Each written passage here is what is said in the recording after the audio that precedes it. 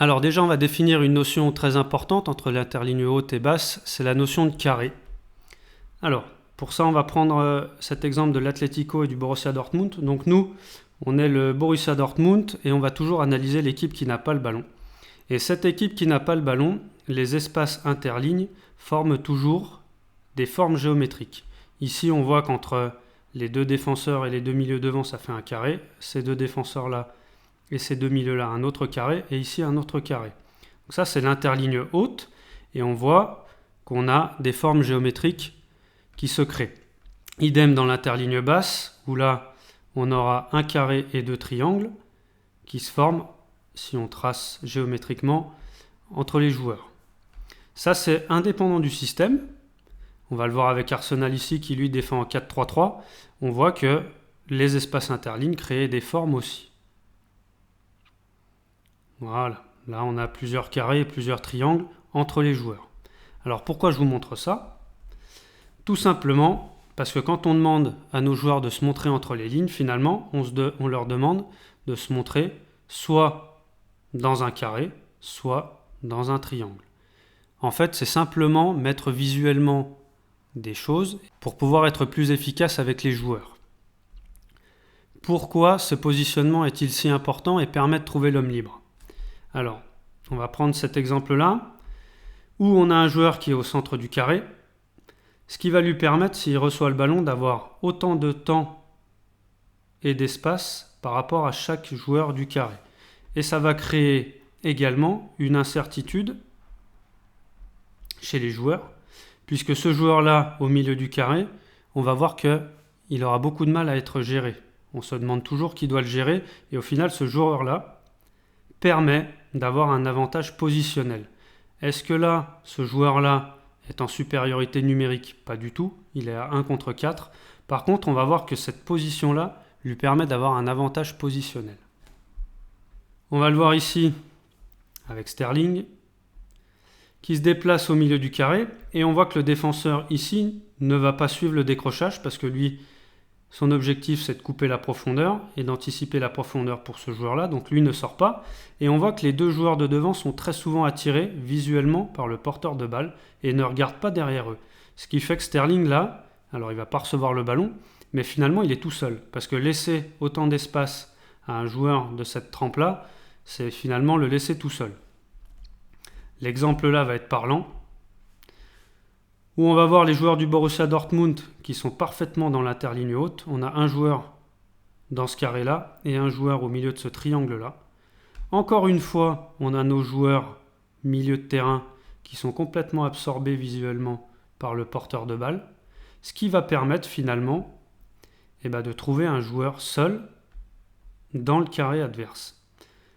On note l'importance de la fixation dans la profondeur de ce joueur-là qui permet de fixer les deux défenseurs et qui ne sortent pas sur les milieux.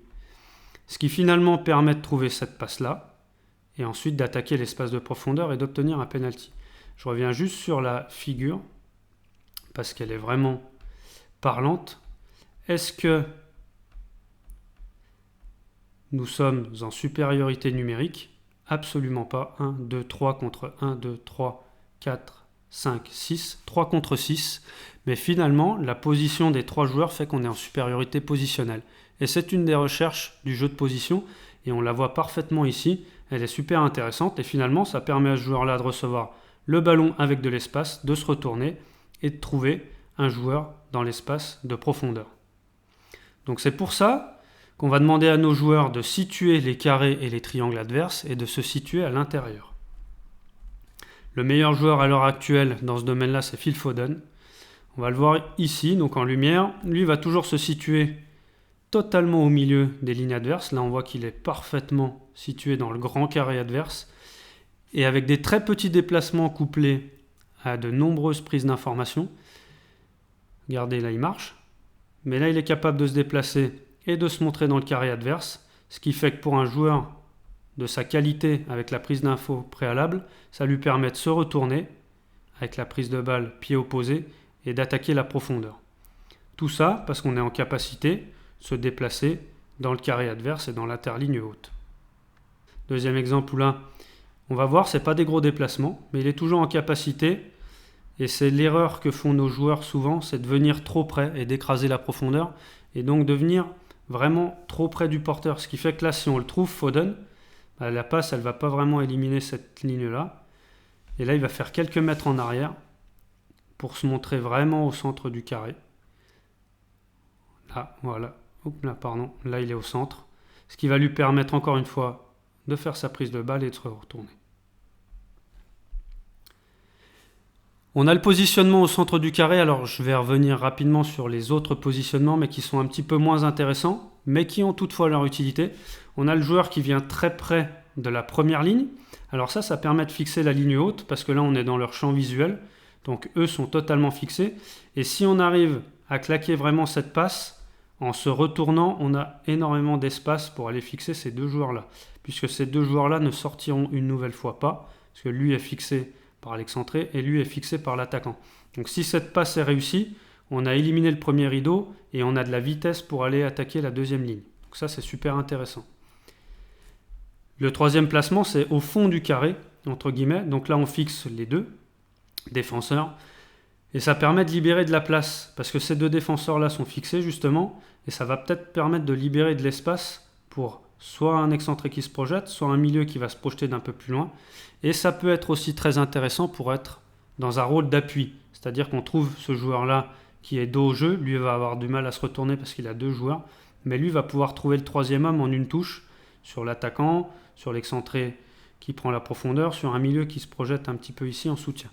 Donc ça, c'est les deux autres types de positionnement qui sont très intéressants, mais on va quand même, dans la majorité, demander à nos joueurs d'être au centre du carré.